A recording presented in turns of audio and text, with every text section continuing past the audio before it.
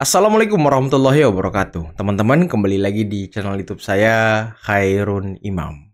Gimana nih kabar kalian? Semoga kita semua selalu diberi kesehatan, kemudahan, dan juga limpahan rezeki dari Yang Maha Kuasa, teman-teman ya. Nah, di video kali ini kita akan melihat sebuah podcast dari UGM di mana menghadirkan Ibu Rektor, Wakil Rektor, dan juga Dekan Fakultas Kehutanan UGM, tempat di mana Pak Jokowi menempuh pendidikan strata 1. Dan penjelasan dari beliau-beliau ini nanti akan membantah, akan menjawab seluruh penelitian abal-abal dan juga buku omon-omon yang dibuat oleh trio RRT Roy Rismontiva. Dan tentunya teman-teman, video ini akan semakin membuat nasib mereka semakin buruk. Dan ya, apakah kita sudah bisa mengatakan bahwa 1.000.000% gerombolan ini bakal masuk Hotel Prodeo. Tapi sebelum kita mulai videonya, jangan lupa like, subscribe, dan share. Dan tanpa perlu berlama-lama lagi, mari kita mulai videonya berikut ini. Bu Rektor, langsung aja Bu. Ya. Ijazah Pak Joko Widodo itu asli apa palsu? Ya, terima kasih Mas Andi. Kami punya data dan bukti bahwa Bapak Joko Widodo adalah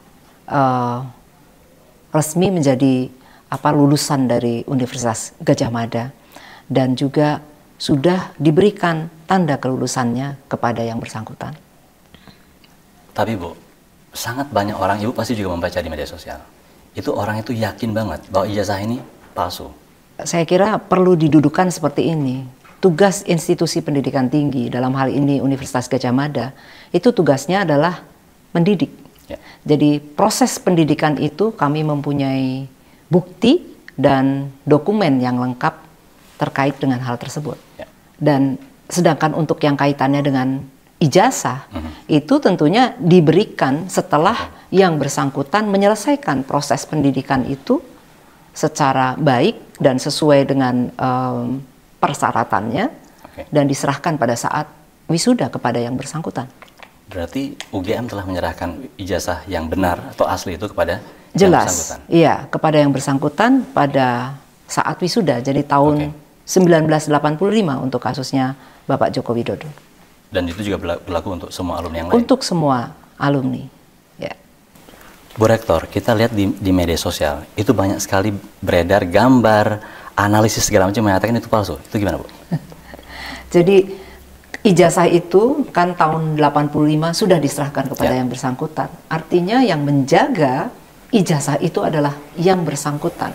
Oleh karena itu Universitas Gadjah Mada ini ya kita tidak mau berkomentar terkait dengan ijazah, a piece of paper yang sudah ada di yang bersangkutan. Oke. Artinya UGM juga tidak bertanggung jawab apakah yang beredar sekarang itu adalah yang diserahkan UGM dulu itu bukan? Kita atau bukan, kita tidak ya bertanggung jawab untuk itu. Baik Bu Rektor. Sekarang ke Bu Wening, Bu WR. Saya tuh selalu penasaran Bu.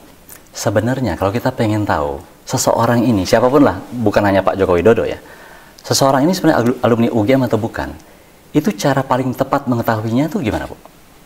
Cara paling tepat adalah orang tersebut menunjukkan ijazahnya kepada kita. Di orang tersebut yang menunjukkan ijazah tersebut. Karena ijazahnya ada pada orang itu? Ada orang tersebut. Oke, gini Bu, ini hipotetis ya, atau pengandaian. Kalau ada orang, saya pengen tahu nih dia alumni UGM atau bukan, tapi dia nggak mau menunjukkan ijazahnya. Sejauh mana UGM bisa membantu atau bisa mengklarifikasi itu?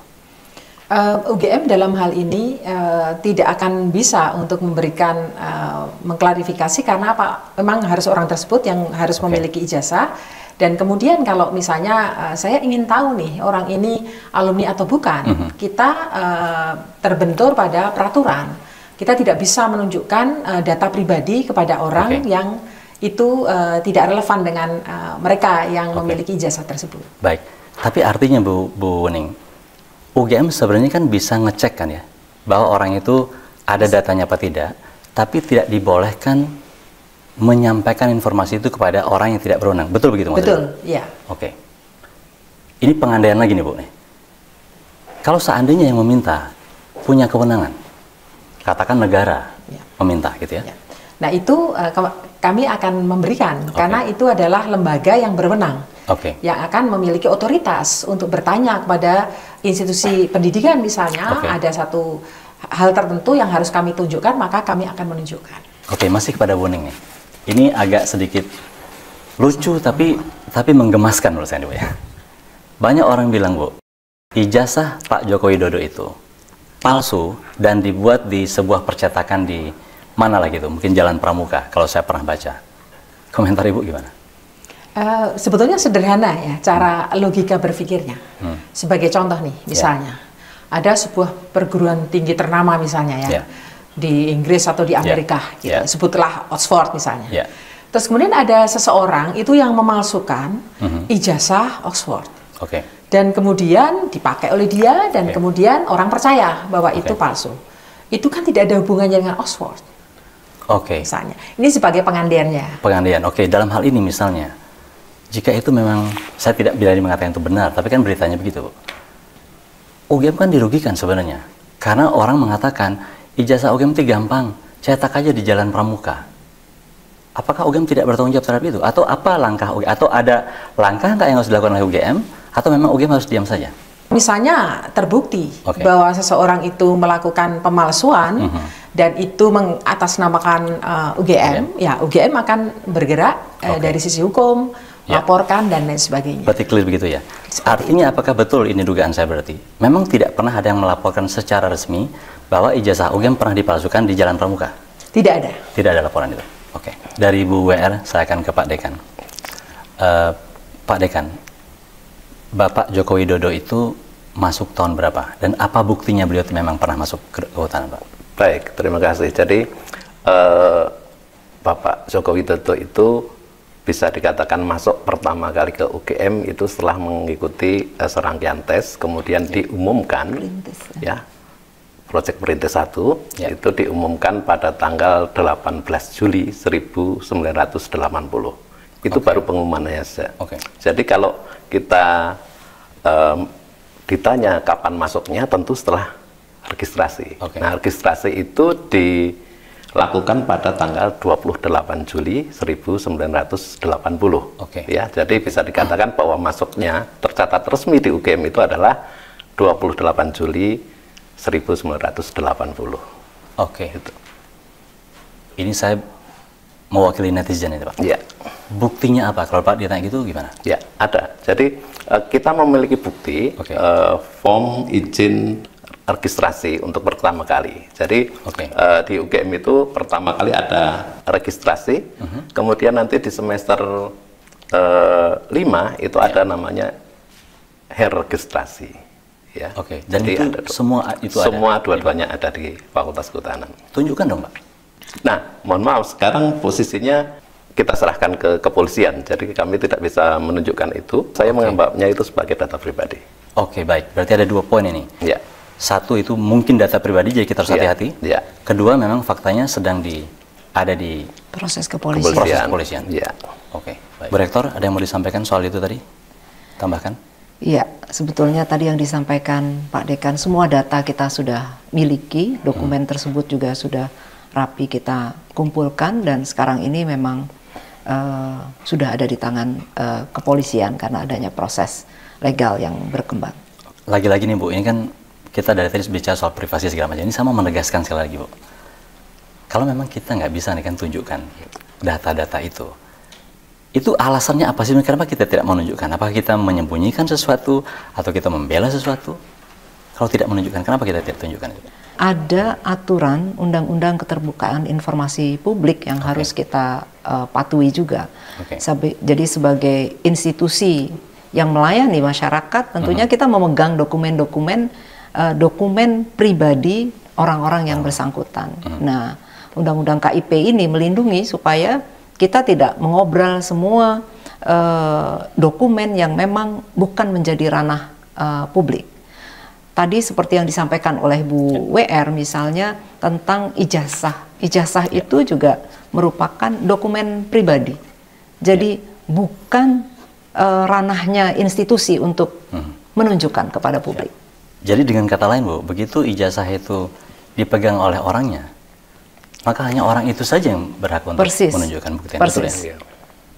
Baik, terima kasih Bu Rektor. Saya kembali ke Pak Sigit sebagai rekan. Pak, ini pertanyaan ringan saja. Bapak angkatan berapa, Pak? Angkatan 1990. Oke, berarti Bapak adik kelasnya Bapak Joko Widodo ya? Kalau sebagai mahasiswa tidak pernah bertemu. Tidak pernah bertemu. Tetapi setelah khususnya saya menjadi dosen, saya membawa mahasiswa itu untuk mengunjungi pabrik-pabrik yang dimiliki oleh Pak Jokowi. Pak Dekan, ada satu polemik yang nggak selesai-selesai, soal pembimbing, Pak. Iya. Itu banyak sekali spekulasi, saya pengen dengar dari Bapak sekarang. Iya. Jadi pembimbing akademik itu adalah Bapak Insinyur Kasmujo. Waktu itu masih Insinyur Kasmujo. Selanjutnya bersekolah lagi jadi Insinyur Kasmujo MS sekarang sampai pensiun begitu. Itu pembimbing akademik yang membimbing Pak Jokowi mulai semester kelima. Itu kalau zaman sampai dulu, lulus. Istilahnya dosen wali juga, betul ya? Dulu sering disebut sebagai dosen wali. Kalau di wali. angkatan saya itu dosen wali. Ya, Pak, ya? betul. Ya. Kemudian untuk dosen pembimbing skripsi itu adalah waktu pertama kali masih Dr. Insinyur Sumitro, Ahmad Sumitro. Tetapi setelah hampir lulus begitu ya, itu Pak Mitro itu menerima gelar profesornya. Jadi ini memang ada dua orang yang berbeda, Pak. Satunya pembimbing akademik, yaitu Pak Kasmojo. Ya. Dan satunya pembimbing skripsi Pak Ahmad Sumitro. Ahmad Sumitro. Ya. Ada satu nih Pak yang lebih serius lagi nih masalahnya. Lebih lucu tapi lebih serius gitu ya.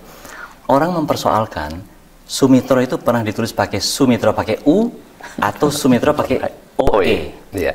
Penjelasan Bapak gimana, Pak? Ya, itu sesuatu yang biasa ya pada waktu itu, khususnya berkaitan dengan ejaan bahasa Indonesia ada su dan soe begitu ya. Tapi untuk kasus Pak Ahmad Sumitro ini, saya mendapatkan dua-duanya. Ya, mendapatkan dua-duanya. Jadi beliau itu mendapatkan SK Menteri untuk pengangkatan sebagai dekan waktu itu pada periode sebelum Pak Jokowi masuk. Itu SK-nya jelas di situ tertulis Ahmad Sumitro. Pakai OE. Pakai OE. Ya. Setelah itu kemudian berubah menjadi Ahmad Sumitro. Pakai U. Pakai U. Sehingga apa? Saya lihat di beberapa dokumen baik itu Ahmad Sumitro maupun Ahmad Sumitro, beliau ini berkenan untuk menandatangani. Jadi ini sebetulnya hanya satu orang, bukan dua orang. Satunya Ahmad Sumitro, satunya Ahmad Sumitro. Ini dua-duanya meracu pada atau merefer pada satu orang. Dan itulah dua-duanya dokumen resmi ya Pak? Dua-duanya dokumen resmi. Berarti kesimpulannya beliau tidak keberatan dengan itu, kira-kira begitu ya? Betul. Berarti Sumitro dan Sumitro itu orang yang sama. Pak Dekan, masih tentang skripsi Pak nih. Ini yang paling banyak diulik nih. Di lembar pengesahannya Pak, itu nggak ada tanggalnya. Gimana tuh Pak Dekan menjelaskan itu? Ya, baik. Jadi sebagai sebuah karya ilmiah begitu ya, yang dilakukan oleh mahasiswa dan itu disusun pada awal-awal semester, kemudian butuh waktu beberapa saat, kemudian setelah itu diuji, ya, diuji di depan dosen penguji, ada berita acaranya dan lain sebagainya. Kemudian biasanya mahasiswa itu akan melakukan proses revisi terhadap draft yang awalnya disampaikan untuk ujian pendadaran, kalau kami menyebutnya seperti itu. Nah, setelah ujian pendadaran ada banyak revisi yang perlu dilakukan, kemudian dicetak kembali, ya, kemudian dijilid, termasuk kalau zaman segitu kan isinya kontennya itu masih berupa ketikan manual. Nah, untuk mempercantik itu biasanya mereka membuat cover tebal, kemudian halaman judul, kemudian halaman pengesahan itu dicetak di percetakan. Kemudian ada lembar pengesahan yang luput barangkali ya, lupa waktu itu untuk memberikan tanggalnya. Ya, itu hal yang saya pikir wajar ya, karena ketergesa-gesaan atau alasan yang lain itu jadi luput untuk itu. Tetapi hal yang penting ya sebetulnya adalah justru ada pada berita acara ujian. Kalau di skripsi itu nggak ada nilainya, Tapi kalau di berita acara pendaftaran itu ada nilainya. Nilai skripsi ini seperti ini. Nah, nanti setelah itu direvisi. Kalau sudah selesai, kemudian diserahkan kembali kepada untuk mendapatkan persetujuan. Itu yang betul seperti itu. Cuma karena keterbatasan waktu barangkali atau mungkin beberapa hal luput itu akhirnya lupa. Tidak dibuat tanggalnya gitu ya. Tanggalnya itu. Tapi itu membatalkan nggak itu, Pak? Tidak. Kenapa? Karena memang seperti saya sampaikan tadi, justru berita acara yang ada nilainya itu yang dipakai sebagai pedoman untuk diambil sebagai nanti pada saat yudisium itu dimasukkan sebagai nilai skripsi atau problema khusus atau mungkin sebagian fakultas menyatakan itu sebagai tesis. Oh, saya nyambung ke situ Pak, nih, Pak. Karena ada juga masalah itu. Ada yang mengatakan tesis, ada yang skripsi. Kalau di zaman sekarang kita lihat Pak, namanya S1 ya skripsi. Betul. Kalau tesis itu S2. Betul. Penjelasannya Pak. Begini, pada saat itu kalau kita merefer pada dokumen yang kita miliki yaitu panduan, semacam panduan akademik gitu ya. Panduan akademik S1 itu saya lihat di daftar mata kuliah itu di bagian akhir itu malah menyebutkan sebagai problema kehutanan garis miring tesis. Oh, tidak skripsi. Tidak skripsi. Ya. Di panduannya ada itu Pak. Di panduannya itu waktu itu sebetulnya seperti itu. Ada perkembangan aturan dan lain sebagainya bahwa karya untuk S1 untuk sarjana itu namanya skripsi, maka ikut merubah menjadi skripsinya. Tetapi barangkali ada beberapa orang yang masih menganggap bahwa tesis itu merupakan sebenarnya hal yang sama, tapi dia memilih tesis begitu. Artinya selain Pak Jokowi ini. Pak Jokowi. Kalau Pak Jokowi skripsi, sudah Pak skripsi. Kalau ada angkatan Pak Jokowi yang masih pakai tesis. Tapi kalau untuk Pak Jokowi sendiri skripsi saya lihat. Baik, terima kasih Pak Dekan. Saya ke Bu Uning aja sekarang. Masih tentang gelar atau tentang Pak Sumitro. Bu Uning, ada yang mengatakan bahwa Pak Sumitro itu menggunakan gelar atau menulis gelarnya itu sebelum pengukuhan.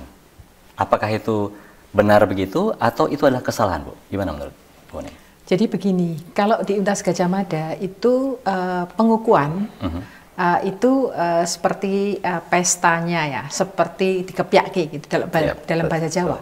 Tapi yang bersangkutan itu sudah menerima SK. Dan seseorang yang sudah menerima SK guru besar itu berhak untuk menggunakan setelah SK itu turun. Jadi dasarnya itu bukan pengukuhan guru besarnya, tetapi adalah SK-nya. Ya seperti orang kalau menikah, itu adalah surat nikahnya, bukan pestanya. Bukan resepsinya. Bukan resepsinya. Itu seperti itu. Jadi artinya Prof. Sumitro ini memang sudah profesor ketika itu, cuma memang belum dikukuhkan, belum ada seremoni pengukuhannya gitu. Betul.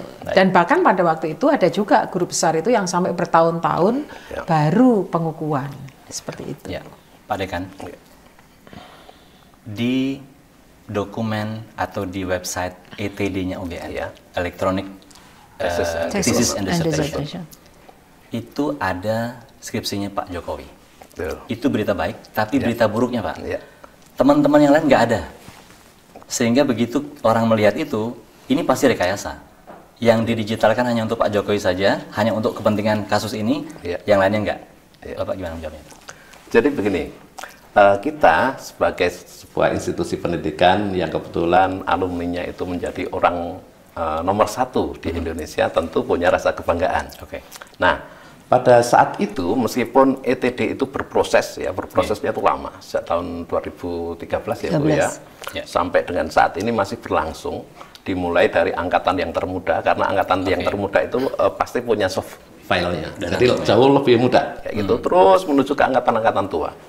Nah, pada saat Pak Jokowi menjadi presiden dan kebetulan mau berkunjung ke fakultas waktu itu, kami mewujudkan kebanggaan itu dengan cara mengupload skripsinya Pak Jokowi itu di ETD. Jadi itu betul-betul merupakan wujud kebanggaan. Kami tidak pernah berpikir bahwa ini nanti akan digoreng ke sana kemari begitu. Saya kulik sedikit Pak. Berarti ini kalau saya memahami dengan benar ya. Kalau sekarang orang lihat ETD di UGM itu berarti tesis dan disertasi dan skripsi anak-anak baru itu udah pasti ada di sana. Betul ya? Dan UGM sedang sekarang melakukan satu proyek untuk mendigitalkan semua karya tulis sebelumnya gitu kan ya, tapi secara bertahap gitu ya. Kalau di kehutanan sendiri Pak, itu sampai angkatan keberapa yang sekarang lagi diproses nih? Iya. Yang paling lama sebenarnya ya? Jadi pada saat kasus ini mulai meledak kira-kira bulan April yang lalu, itu saya cek ke perpustakawan kami, itu mengatakan baru pada sampai tahun 1990 pas angkatan saya. Jenengan ya? Angkatan saya. Oke, artinya semua alumni angkatan 90 sampai sekarang ke sini itu artinya sudah ada di PTD-nya. Ada. Nah, sementara skripsinya Pak Joko Widodo itu duluan khusus ya, karena khusus. Memang alasannya yang Pak Joko sampaikan. Oke. Tapi ini begini, jadi di masing-masing fakultas itu dinamika juga lain. Ada yang pustakawannya rajin gitu ya, udah sampai ke tahun berapa gitu. Tapi ada fakultas tertentu yang baru mengupload itu dengan jumlah terbatas. Oke, tadi Pak Sigit, Pak Dekan mengatakan soal perbedaan itu ya tadi di fakultas ini. Saya ke Bu Wuning sekarang. Bu, dari tadi saya melihat bahwa seakan-akan memang ada kesan aturan-aturan tertentu itu berlaku di sebuah fakultas belum tentu di fakultas lain. Prof Wuning gimana menjelaskan itu?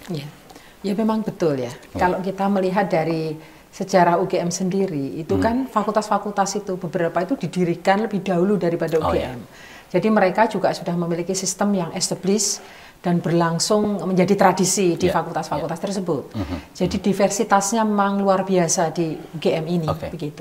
Tapi kemudian pada tahun 2001 itu didirikan kantor jaminan mutu.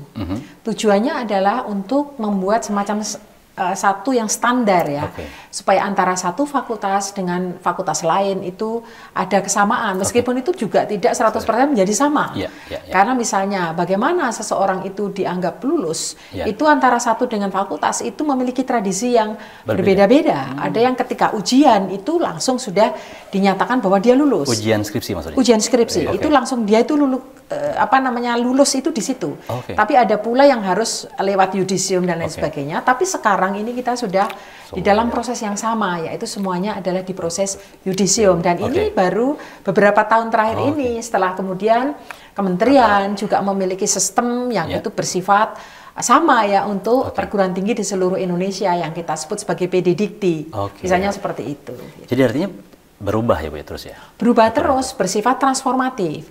Sehingga yang perlu untuk dipahami adalah kita tidak bisa meneliti atau kita tidak bisa membuat semacam anggapan bahwa yang ada di masa lalu itu kita nilai dengan aturan sekarang, dengan standar sekarang. Karena sangat berbeda yang dulu dengan sekarang. Nah, kacamatanya itu tidak bisa. Aturan yang sekarang itu dipakai untuk meneliti atau menilai peristiwa 20, 30, 40 tahun yang lalu. Mungkin bahasa hukumnya itu hukum tidak berlaku surut ya? Tidak berlaku surut. Apa yang dibuat di tahun 2000-an ya tidak bisa digunakan untuk menilai apa yang terjadi tahun 80-an. Betul. Saya ke Pak Dekan lagi. Ini soal kelulusan Pak, dan soal IP juga. Banyak yang mengatakan sebenarnya ini Pak Jokowi ini nggak layak untuk lulus sarjana muda atau apapun nanti istilahnya. Pak Dekan tolong jelaskan Pak. Baik, terima kasih. Jadi di Fakultas Kehutanan, khususnya pada tahun itu ya, 1980 waktu Pak Joko Widodo itu masuk, itu masih menggunakan sistem yang lama, di mana mahasiswa bisa lulus di strata sarjana muda dan bisa di sarjana. Sorry Pak, saya boleh klarifikasi? Artinya kalau sarjana muda lulus, dia boleh saja sudah dianggap lulus juga ya? Udah dapat apa semacam tanda lulus belajar gitu. Tapi boleh juga melanjut gitu. Ketika masuk itu dia akan menempuh mata kuliah ya. Jadi kalau untuk mendapatkan sarjana muda itu harus menempuh 120 SKS. Dengan IPK ya, IPK dari 120 SKS itu adalah 2,00. Minimal segitu ya? Minimal segitu. Itu bisa dianggap lulus. Pak Jokowi punya IPK lebih dari itu. Sehingga memenuhi syarat? Sehingga memenuhi syarat untuk bisa dikatakan lulus sarjana muda. Kemudian setelah itu lanjut ke sarjana. Sarjana itu menempuh 40 SKS. Tambahan. Jadi 120 tambah 40 SKS berarti 160 totalnya. Minimal. Nah, boleh mengambil lebih dari itu. Nah, 40 SKS itu nanti dihitung sebagai IPK sarjana. Oh. Ya. Kalau IPK-nya kurang dari 2,5, maka tidak dikatakan tidak lulus. Nah, dalam hal ini Pak Jokowi memiliki IPK yang jauh di atas syarat minimal 2,5 itu. Oke. Sehingga sarjana muda lulus, kemudian dia sarjana dan lulus juga begitu. Yang selalu ditanyakan Pak oleh masyarakat. Ya. Mana buktinya IP-nya gitu. Jadi kalau mengenai IP, Ya. IPK, KHS yang kami miliki dan lain sebagainya itu jelas itu merupakan dokumen pribadi. Kami tidak akan share kemana-mana. Tapi Pak Dekan dalam hal ini sebagai Dekan Fakultas Kehutanan itu dengan sangat yakin bisa mengatakan itu Pak ya, bahwa memang dokumennya ada, memenuhi syarat dan segala macam. Betul? Ya. Kami memiliki dokumen aslinya, ya, yang sekarang itu ada di Polri gitu, dan itu kami pastikan bahwa dokumennya itu otentik asli. Oke. Gitu, Ini ya. berarti benar-benar hard copy Pak ya? Hard copy dan pakai bisa lihat secara fisik bahwa itu adalah kertas zaman-zaman dahulu gitu ya, yang sudah pudar warnanya. Oke, baik. Dan satu lagi Mas, itu sudah diuji di Puslap 4. Ya. Oh, apa itu Pak? Sorry, bisa dijelaskan lebih jauh lagi Pak? Karena pada saat awal dulu, waktu pelaporan TPUA ke Bareskrim sejak gonjang-ganjing inilah gitu ya? Ya, Bareskrim menerjunkan tim Puslap 4, tim Pusat Laboratorium Forensik itu, ya, untuk mengecek dokumen-dokumen, keaslian dokumen-dokumen, mulai dari tintanya, kertasnya, dan lain sebagainya itu, dan dinyatakan bahwa itu memang otentik asli. Oke, baik. Pak, ini poin berikutnya Pak, tentang KKN. Ya. UGM kan KKN itu wajib. Ya. Pak Joko Widodo KKN nggak Pak? Pak Joko Widodo melakukan KKN. Karena apa? Sebagai buktinya kami diberikan nilai dari waktu itu namanya Lembaga Pengabdian Masyarakat kalau saya nggak salah, LPM ya Bu Rektor ya. Itu memberikan ke kami, ke akademik kami adalah daftar nilai KKN, di mana di situ ada nama Joko Widodo. Nah, setahu saya yang bersangkutan itu melakukan KKN di Desa Ketoyan, Kecamatan Wonosegoro, Kabupaten Boyolali. Ya. Nah, dan saya menjumpai sendiri sih. Jadi waktu di VAP begitu ya, ternyata teman-teman alumninya Pak Jokowi, teman-teman KKN-nya Pak Jokowi itu juga hadir di sana. Ada 2 orang waktu itu. Jadi kita semakin yakin bahwa yang bersangkutan itu juga melakukan KKN dan yang pasti ada nilainya. Ada nilainya. Artinya dokumen itu ada di fakultas kan? Ada. Oke, baik. Berarti clear ya Pak? Clear. Ber-KKN beliau? Iya. Baik. Pak Dekan masih dengan Pak Dekan nih? Ya. Pak Joko Widodo itu lulus tahun berapa Pak? Tahun 1985 berdasarkan bukti penerimaan ijazah ya. Bukti penerimaan ijazah. Ya. Ya. Kalau prosesnya, proses yudisium tentu sebelum proses penerimaan ijazah itu. Ya. Ada proses yudisium, kemudian dokumen yudisiumnya juga masih asli, terus hasilnya juga ditulis tangan waktu itu. Termasuk di situ ada IPK sarjana muda, ada IPK sarjana, dan itu diketahui oleh dosen pengujinya. Oke. Dibalik lagi Pak ke pertanyaan. Ijazahnya ada nggak? Kalau ijazah itu kan dicetak sekali, kemudian diberikan kepada yang bersangkutan. Kami hanya memiliki salinan saja. Jadi ijazah itu satu. Jadi kita tidak punya, kita punya salinan aja. Tapi kalau yang dipegang Pak Jokowi, tentunya yang asli yang beliau pegang itu, gitu. Pak Dekan, berarti yang dimiliki UGM sekarang ini adalah salinan ijazah Pak Jokowi ya? Iya. Boleh saya lihat nggak Pak? Nah, kembali lagi saya sampaikan bahwa semua dokumen yang berkaitan dengan itu sekarang ada pada kepolisian. Dan kami di universitas atau di fakultas karena menganggap bahwa itu merupakan data pribadi, maka juga tidak akan kami share kemana-mana begitu. Bu Wening, ini berlaku untuk semua kan? Ini berlaku untuk semua. Jadi semua sama, alumni UGM itu di mata kami sama. Dalam konteks ini ya, bahwa bagi mereka yang akan melegalisir ijazah, ya mereka harus menunjukkan ijazah aslinya. Oke. Kemudian kami memiliki dokumen untuk memverifikasi hal tersebut. Oke, terima kasih Bu Uning. Terus terang saya masih penasaran sebenarnya. Kalau kita nggak bisa Bu Rektor menyampaikan data-data yang orang tuh minta gitu, terus gimana kita bisa tahu atau bisa menjamin atau meyakinkan orang bahwa ini memang benar-benar yang kita omongkan ini benar gitu? Keraguan itu dimulai dari mana gitu?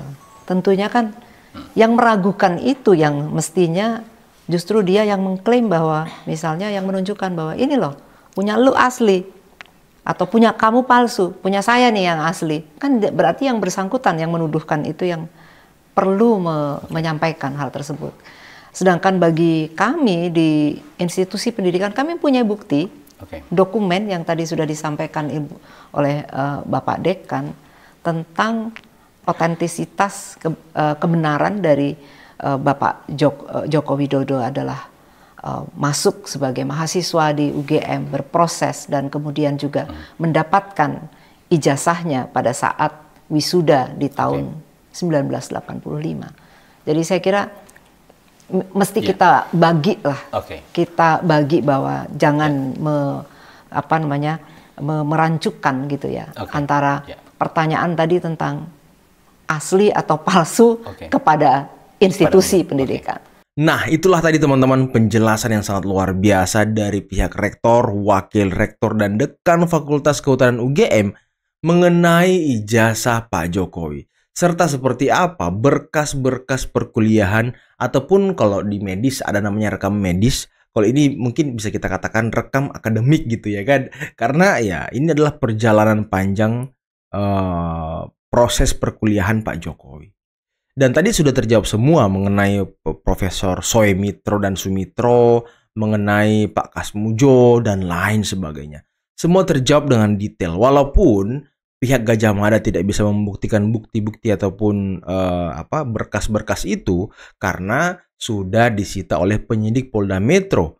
Yang nantinya berkas-berkas ini yang dijelaskan oleh beliau-beliau tadi juga akan dibuka di persidangan ataupun di pengadilan untuk membuktikan bahwa Pak Jokowi benar-benar masuk kuliah, berproses, skripsi, ujian, sampai wisuda dan mendapatkan ijazah S1 dari UGM.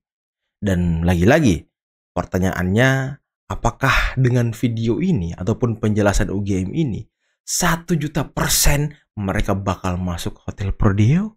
Gimana menurut kalian teman-teman? Coba komen di bawah ya. Oke, mungkin cukup sekian dulu video kali ini. Jangan lupa saya ingatkan lagi, like, subscribe, dan share videonya agar semakin banyak orang yang tersadarkan dan ya mungkin bangkit dari mimpi panjangnya gitu. Tapi sayangnya ya, sebelum saya tutup, saya akhiri, komentar-komentar di bawah ya ternyata hampir 80% yang memenuhi itu adalah kumpulan pendukung gerombolan pemburu ijazah. Jadi wajar saja kalau kita lihat komentarnya negatif semua rata-rata teman-teman. Oke, billahi taufiq wal hidayah. Assalamualaikum warahmatullahi wabarakatuh.